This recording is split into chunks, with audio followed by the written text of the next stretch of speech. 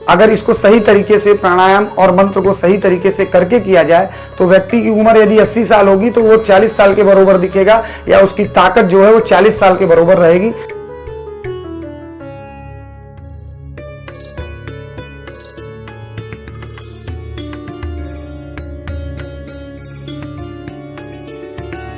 Hello guys, welcome to our channel about Kashi. आज हम बात करने वाले हैं पराशक्ति गायत्री महापुरुष चरण के बारे में, और आज हमारे साथ हैं देव ज्योतिषी महंत अश्विनी पांडे जी। महंत जी, आपका हमारे चैनल पे बहुत बहुत स्वागत है। तो सबसे पहले हम ये जानना चाहेंगे कि पराशक्ति गायत्री महापुरुष चरण क्या है।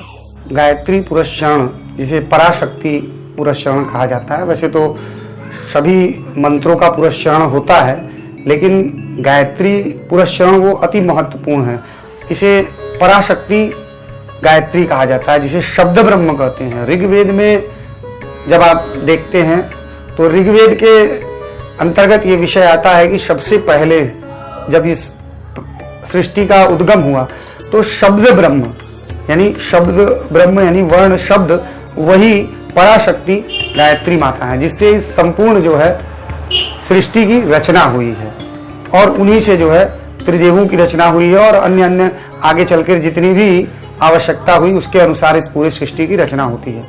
क्योंकि ये प्राण वायु को नियंत्रित करती हैं, और इसके साथ ही साथ वेदों में आपको छांदो उपनिषद में, ऋग्वेद में, यजुर्वेद के 3 अध्याय में हर जगह इनका जो है विवरण मिलता है। अब जब हम बात करें ऋग्वेद की, तो वहां पे शुरुआत में जैसा हमने बताया कि शब्द ब्रह्म की बात आती है, तो वहां जो शक्ति का विवरण दिया गया है उस विवरण में किसी भी देवी का नाम से संबोधन नहीं है, उन्हें पराशक्ति कहा गया है। और जब आगे जैसी जैसी आवश्यकता पड़ी, उस पराशक्ति ने अनेक रूप धारण करके माता काली, दुर्गा, सरस्वती, लक्ष्मी, इस प्रकार से उन्होंने इस सृष्टि के संचार के लिए, इस सृष्टि के कल्याण के लिए अनेक रूप धारण किया है। तो इसका जप जो हम करते हैं, यानी 24 लाख मंत्र का जाप होता है, जिसको महापुरुष चरण में कहते हैं। चूंकि गायत्री मंत्र में 24 अक्षर हैं, और ये 24 अक्षरों से समझिए वेद की रचना हुई है, और ये 24 अक्षर ही जो हैं ये पराशक्ति के प्रमुख तत्व में आते हैं, और इसी तरीके के 24 तत्वों से ये पूरी सृष्टि बनी है। हम आप सभी प्रमुख रूप से जो देखा जाए तो 24 तत्व से ही हम सबकी भी रचना हुई है। तो ये अति महत्वपूर्ण जो है मंत्र है, इसे महामंत्र कहा जाता है। गायत्री को वेद माता भी कहा गया है अपने यहाँ। तो ये अति महत्वपूर्ण पुरुष चरण होता है। अब अगर हम बात करें ऋग्वेद के माध्यम से, तो सबसे पहले जो हम कहते हैं शब्द ब्रह्म, तो एक शब्द ब्रह्म, परम शब्द ब्रह्म, वो उसका जब विक्षोभ होता है तो जो त्रिकोण बनता है, जिसमें 3 मात्राएं हम आती हैं, अ, ई और उ, और बीच में जो त्रिकोण के मध्य में जो बिंदु होता है वही स्पंदन पराब्रह्म का स्थान है। और इसका जब विक्षोभ होता है तो 6 परम शक्तियां बनती हैं, ब्रह्मा, विष्णु, महेश, जो पालन, संहार करता और अन्य काम के लिए जाने जाते हैं। और इन 3 त्रिदेवों की 3 पत्नियां जो इनकी सहयोगी हैं, शक्तियां, यानी तो 3 और 3 6 होते हैं जब 6 का विक्षोभ हुआ। इस और प्रमुख रूप से सूर्य, उसकी भी 6 किरणें होती हैं, जिसे हम छठी मैया के नाम से भी जानते हैं, और अभी हाल फिलहाल में छठ का त्योहार भी बीता है। तो वही जो प्रमुख 6 किरणें होती हैं, उन्हीं को छठी मैया कहा जाता है, और उन्हीं 6 किरणों से सारे सृष्टि का संचालन होता है।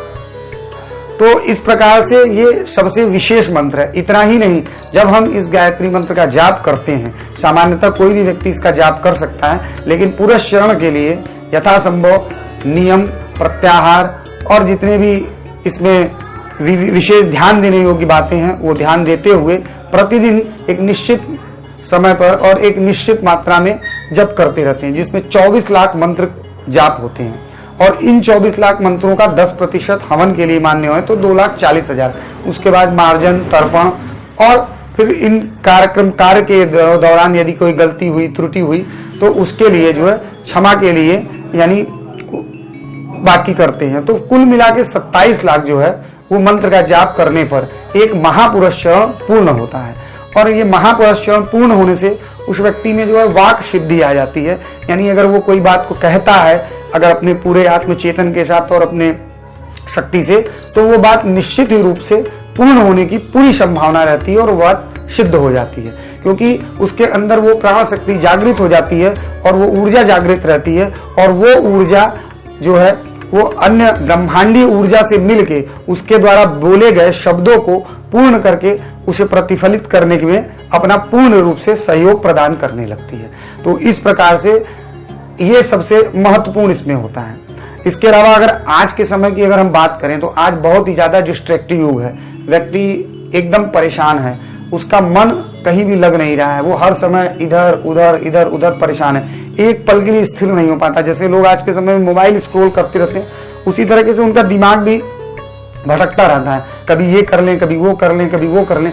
तो ये पूरा जो समय चल रहा है कालखंड, वो डिस्ट्रैक्टिव है, एक तरफ कॉन्सेंस नहीं हो पा रहा है। उसके वजह से आदमी के अंदर जो है हीन भावना आ जाती है, वो डिप्रेशन में हो जाता है, और डिप्रेशन की वजह से, चिंता की वजह से उसे अनेक प्रकार की बीमारियां हो जा रही हैं और वो एकदम परेशान रह रहा है। जबकि उसको आनंद के साथ जीवन बिताना चाहिए। ये जीवन ईश्वर ने मनुष्य जीवन आनंदमय रूप में जीवन जीने के लिए दिया हुआ है, लेकिन इस डिस्ट्रैक्टिव युग में आके वो परेशान हो जा रहा है। ऐसे में ये मंत्र अमृत तुल्य है। यदि व्यक्ति इसको सही तरीके से प्रतिदिन, पूरा क्षण एक अलग साधना का विषय है, उसे अलग तरीके से कर सकते हैं, उसके लिए अलग विषय होता है। लेकिन अगर मात्र इस मंत्र का प्रतिदिन व्यक्ति जाप भी करता है व्यवस्थित तरीके से, इसमें कुछ अन्य विधियां प्राणायाम इत्यादि के साथ भी जोड़कर अगर इसको करता है तो उसका मन शांत होगा, उसकी आत्मचेतना जागृत होगी, और जब उसकी आत्मचेतना जागृत होगी तो वो हर काम को अच्छे तरीके से कर पाएगा, अच्छे तरीके से समझ पाएगा, और जब वो अच्छे तरीके से समझ पाएगा, कर पाएगा, तो उसका डिसीजन सही होगा और उसको हर काम में सफलता भी मिलेगी। गुरुजी, ये कौन सा मंत्र है जिससे बढ़ती उम्र में भी व्यक्ति युवा दिखता है? देखिए, ऋग्वेद में बताया गया है कि यत्रा प्राणो भवति तत्र वायु प्रधायते, यानी जहां पे वायु संतुलित हो जाती है वहां अमरत्व है। और ये जो मैं पराशक्ति महामंत्र गायत्री की बात कर रहा हूं, ये गायत्री मंत्र है जिसे सभी लोग संभवतः जानते हैं। ये 24 अक्षर का छंद है।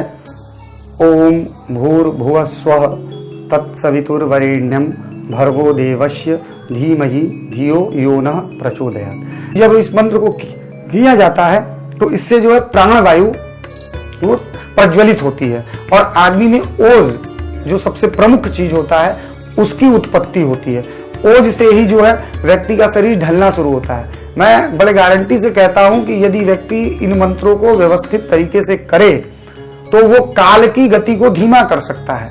आप आश्चर्य करेंगे, लेकिन अगर इसको सही तरीके से प्राणायाम और मंत्र को सही तरीके से करके किया जाए तो व्यक्ति की उम्र यदि 80 साल होगी तो वो 40 साल के बराबर दिखेगा, या उसकी ताकत जो है वो 40 साल के बराबर रहेगी। इसमें कहीं कोई संदेह नहीं है। हमारे यहाँ इतिहास में भरा पड़ा हुआ है, हमारे कितने ऋषि मुनि हुआ करते थे जो हजारों हजार वर्ष जीवित रहते थे, और उनके अंदर भले शारीरिक रूप से, जैसे अगर उनका बाल सफेद हो गया या देखने में वो भले वृद्ध लगे, लेकिन उनके अंदर ऊर्जा और शक्ति जो है वो एक नवयुवक के बराबर होती थी। आज भी आपको अनेक ऐसे संत खोजने पर मिल जाएंगे जिनकी आयु 100 वर्ष है, 120 वर्ष है, 140 वर्ष है, लेकिन उनके पास आज भी ऊर्जा 60 साल की, 70 साल की बराबर की है।